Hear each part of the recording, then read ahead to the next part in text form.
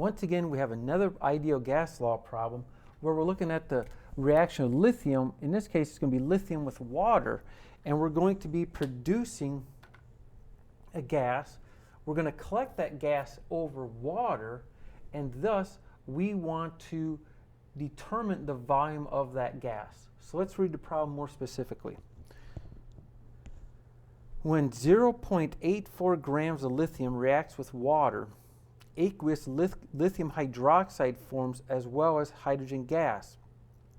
How many liters of hydrogen gas are collected over water at 18 degrees Celsius and a pressure of 725 millimeters of mercury? So let's first of all write the chemical equation, because we're going to have to eventually convert this grams of lithium into moles of hydrogen. So we might as well do that now. So we could take the lithium is going to react with water. It's going to be aqueous, and it's going to produce lithium hydroxide, which is aqueous, plus hydrogen gas. And so if we balance this equation, we're going to put a 2 here, a 2 there, and then a 2 there. So we have 2 lithiums, 2 lithiums. We have 4 hydrogens. Here we have 2 hydrogens, 4 hydrogens. We have 2 oxygens, and then 2 oxygens. Now, let's determine the moles of hydrogen gas that are going to be generated. So if we're looking for the moles of hydrogen gas, we're going to start with 0.84 grams of lithium. 1 mole of lithium is equal to 6.9, I think it's 41, yep, 41 grams, does that help, of lithium. Now we're in moles of lithium, and we see that for every 2 moles of lithium, we get 1 mole of hydrogen gas. We go through and do this calculation, we get 0.0605 moles of hydrogen gas. Moles of hydrogen gas. We still got a lot of work to do yet, right? We can convert the temperature. So our temperature is 18 degrees Celsius. We'll use a different color. So our temperature is 18 degrees Celsius, and we convert this into Kelvin. That's going to be 291.15 Kelvin.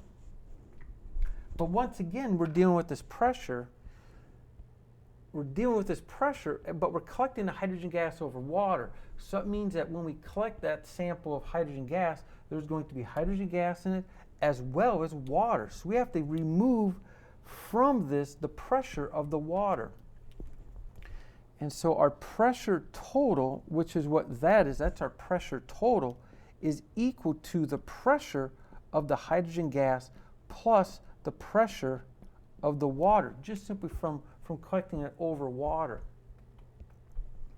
Now the pressure of water at 18 degrees Celsius is equal to 15.5 millimeters of mercury.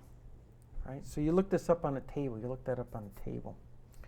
Therefore, the pressure of the hydrogen is equal to the total pressure minus the pressure of the water at 18 degrees Celsius.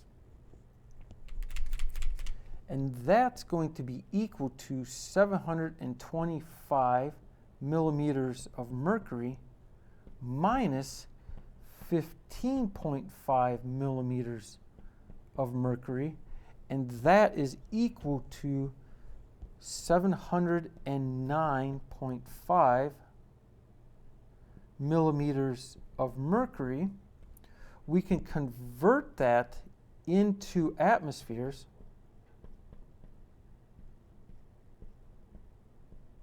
by dividing it by 760. The millimeters of mercury cancel out, and we end up getting 0.934 atmospheres. So now we've got all the information we want. So now we're ready to calculate our volume. and our volume is going to be equal to nRT all upon P.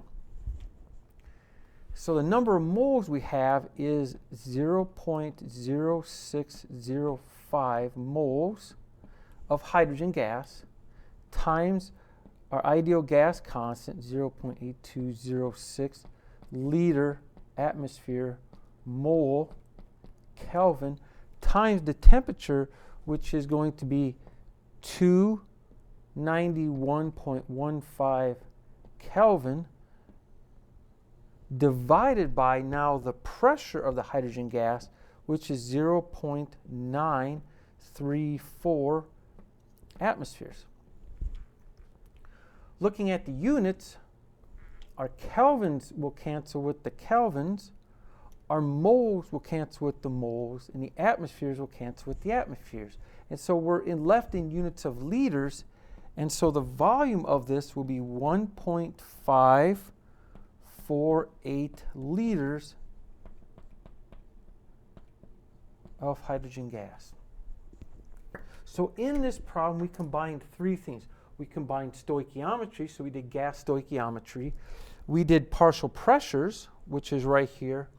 And then we used the ideal gas constant to determine the volume of hydrogen gas upon the reaction of lithium with water to produce aqueous lithium hydroxide and hydrogen gas.